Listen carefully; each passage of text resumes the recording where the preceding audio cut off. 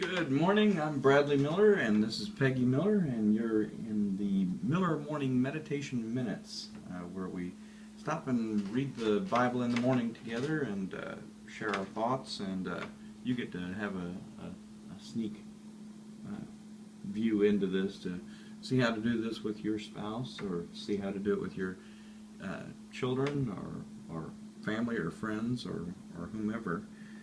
Today we're reading Mark 8, 27 through 30, Peter confessing Jesus as the Christ. And this is a pretty big one because it is exactly what the good news is about. It's Well, and it's the pivot point where he moves from the physical over to the spiritual. Mm-hmm. Yeah. So, what are your thoughts?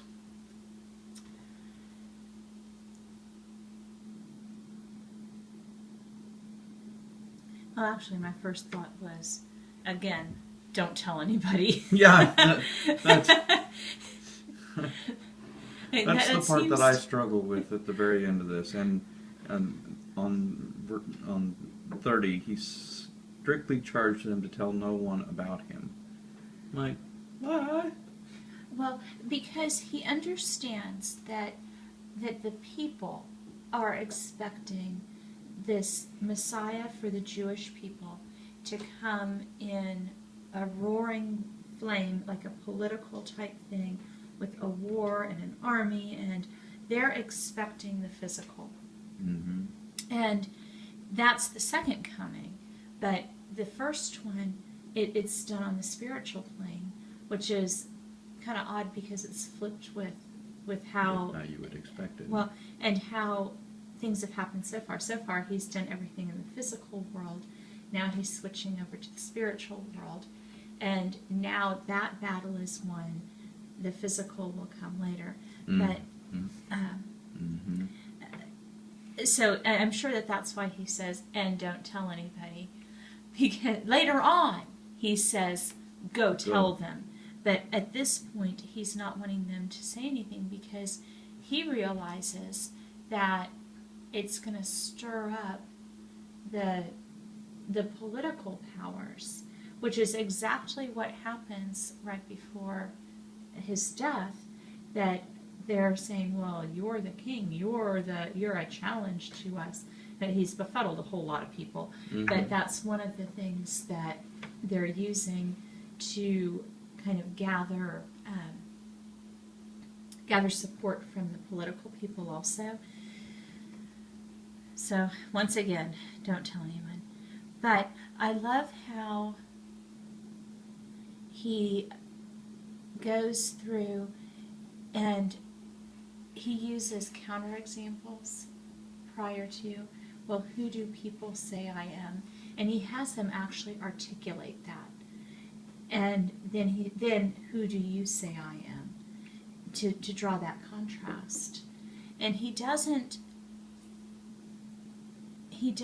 in this section say, well, that's wrong.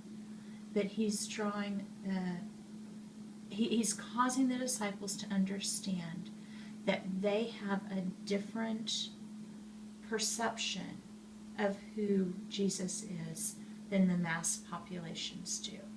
Mm-hmm. And understanding that difference in education is huge between this is right and this is wrong. Even if you don't know exactly how to get to the right, acknowledging that this is not right, Mm-hmm. that's the first step. So he's doing that for them right now.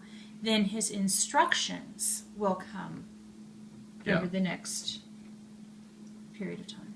Yeah, the next section that we're going to read is where Jesus is foretelling his death and resurrection.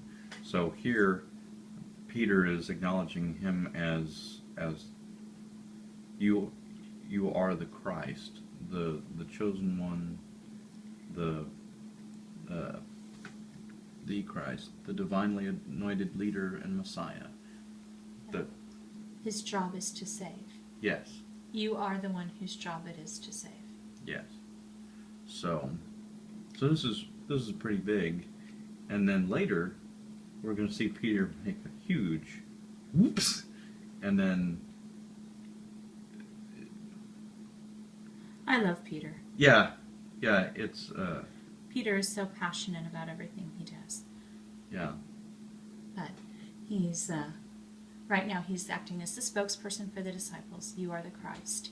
They're acknowledging that. But they're supposed to not tell anybody yet. yeah, strictly charged not to tell anyone about him. So we'll just have to read tomorrow, and tomorrow we get to, as I said, read the foretelling of the death and resurrection, and then we get into Transfiguration. And then it really starts ramping up. mm-hmm. So be sure to catch us on our next Miller Morning Meditation Minute, and until then, have a good day.